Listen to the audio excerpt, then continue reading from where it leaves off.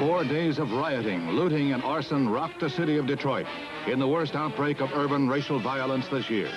Entire blocks of homes become infernos. At least 36 are killed, more than 2,000 injured, and damage topped the $500 million mark. Governor Romney declares a state of emergency, requests federal troops and 5,000 paratroopers reinforce the National Guard, state and city police.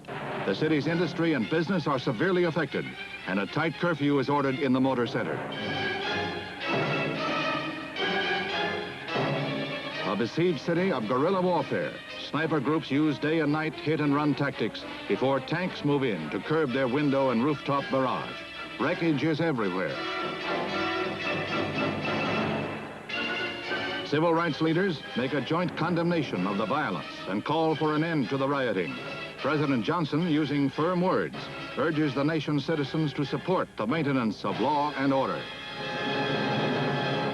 I know that the vast majority of Negroes and whites are shocked and are outraged by them. Pillage, looting, murder, and arson have nothing to do with civil rights. They are criminal conduct.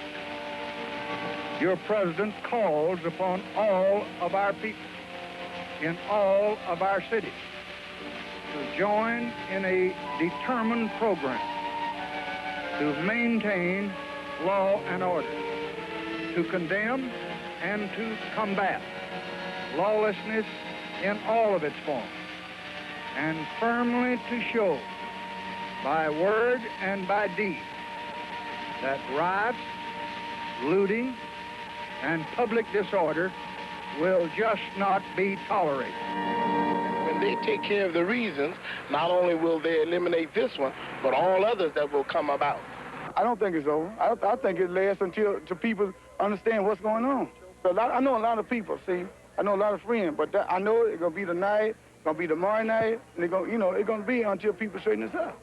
I know when it first happened.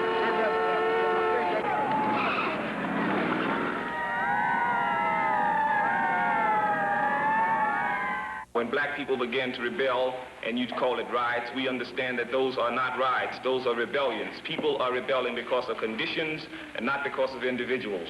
No individual creates a rebellion. It's created out of the conditions. And those rebellions will continue.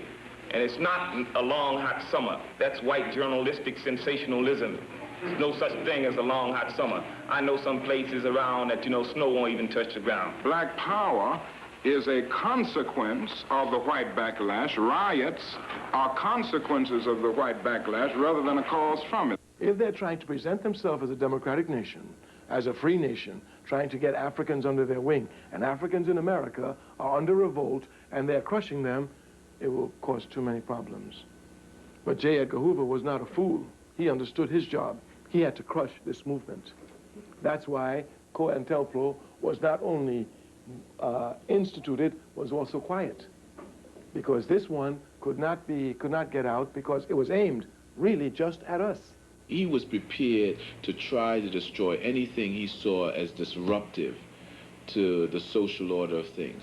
That he saw, in the early days, the mob as, the image of the G-men against the mob and so forth. And then later in terms of counterintelligence against foreign agents.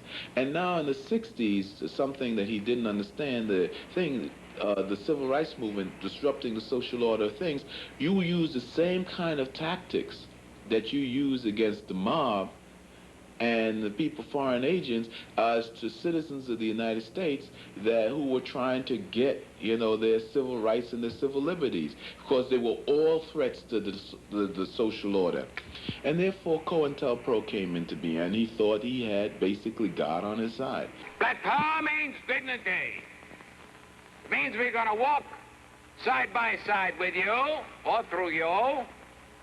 We're going to be with dignity and integrity. We don't want any more than you have, and we're not going to accept any less than you have. We will define black power. He will listen and recognize it. That's all. That's all. We are now moving from a mere civil rights movement into a movement to gain political power, to help deliver on the promises of civil rights. And the combination of the two words, black and power, was a little bit too much for white America to handle. What you have is, with the Black Power movement, is an avowed, consciously perpetrated statement that is political, that says we want something more than simply the civil rights kinds of articulated demands. We want to talk about real power. We want to talk about international issues. We want to link all of this up. We're talking about political power, economic power, the internationalization of the movement. It is time for an honest look at the problem of order in the United States. Dissent is a necessary ingredient of change. But in a system of government that provides for peaceful change, there is no cause that justifies resort to violence. Let us recognize that the first civil right of every American is to be free from domestic violence. So I pledge to you, we shall have order in the United States. We were engaged in clearly a war of survival, a war for self-determination, a war for economic freedom, a war for cultural freedom, to be able to learn things of our culture, to regain our historical identity. We have seen the terrible results of violence in this country. It would be intolerable if a handful of violent people, and that is what it is, just a handful, could harden us against needed change. We must give notice to this violent few. There are millions of decent Americans who are willing to sacrifice for change, but they want to do it without being threatened.